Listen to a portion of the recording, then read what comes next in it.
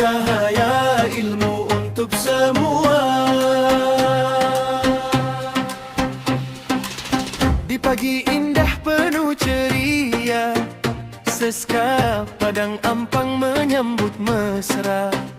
Wakil anak Muslim tiba bersama, membawa buku penuh makna. But disusun cantik berseri, buku menarik menanti di sini. Murid berkumpul riang sekali, memulakan program penuh inspirasi. Bacalah buku, tuntutlah ilmu, jadikan membaca amalan selalu. Setiap halaman membuka pintu menuju kejayaan dan cita-citamu. Anak Muslim, anak Muslim, mari mengembara mencari ilmu.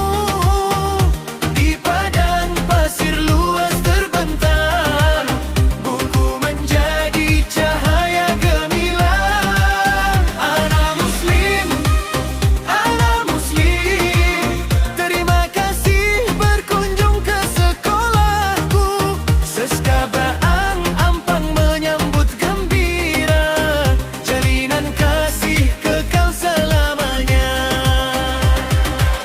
Bual bicara tentang membaca, kisah menarik penuh bermakna. Maskot muncul riang bergaya, diiringi lagu menceriakan suasana.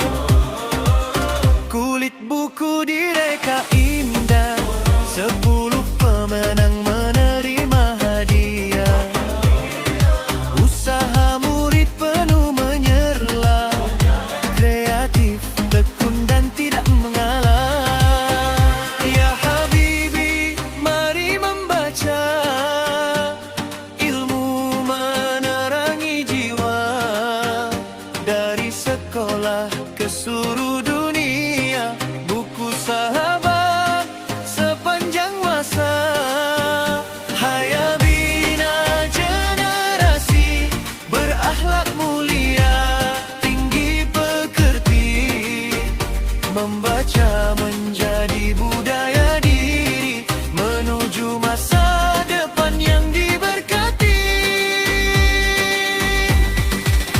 Sijil kerjasama disampaikan sebagai tanda penghargaan.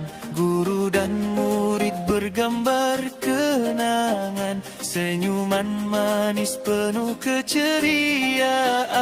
Tempahan buku mula diagihkan, sumbangan buku turut diberikan.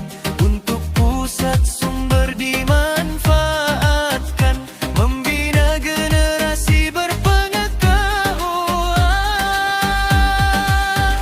Anak Muslim, mari mengembara mencari ilmu. Di padang pasir luas terbentang, buku menjadi cahaya gemilang. Anak Muslim, terima kasih hadir ke sekolahku. Seska Padang Ampang terus membaca, membina insan berjaya dan bertakwa.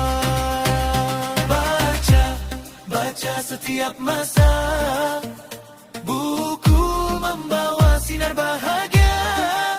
Anak Muslim dan Eskai Padang Ampang bersama membina generasi cemerlang. Hayya hayya